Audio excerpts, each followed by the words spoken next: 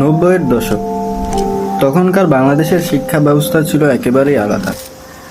Smartphone, internet, digital board কিছুই ছিল না, কিন্তু তবুও সেই সময়টা ছিল এক অন্যরকম অনুভব।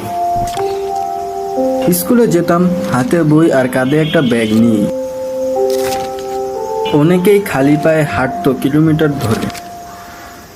আর স্কুল মানেই ছিল টিনের চাল, বাঁশের বেঞ্চ আর ব্ল্যাকবোর্ডে চক। শিক্ষকরা তখন ছিলেন আমাদের চোখে দেবতুল্য। তাদের মুখ থেকে যা শোনা যেত সেটাই চূড়ান্ত সত্য। কারণ তখন গাইড, বই বা ইউটিউব কিছুই ছিল না। শুধু বই আর শিক্ষকই ছিলেন আমাদের ভরসা। লাইব্রেরি ছিল শিক্ষার্থীদের অন্যতম প্রিয় জায়গা। বাংলা একাডেমির বই, রহস্য পত্রিকার বিজ্ঞান চিত্রা বই পড়ে জ্ঞান নেওয়ার আনন্দটা ছিল অন্যরকম।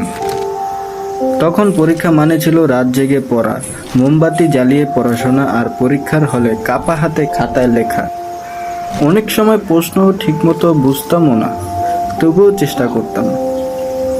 ৯০-এর দশকের শেষের দিকে শুরু হয় টিউশন, কোচিং আর ইংরাজি মাধ্যম স্কুলের প্রভাব। ধীরে ধীরে শেখার ধরন বদলাতে থাকে আর প্রতিযোগিতা বাড়তে থাকে। আজকের স্মার্ট ক্লাস, অনলাইন কোর্স আর ভিডিও লেকচারের যুগে দাঁড়িয়ে আমরা হয়তো ভুলেই গেছি কতটা সাদামাটা ছিল সেই সময়ের শিক্ষা জীবন।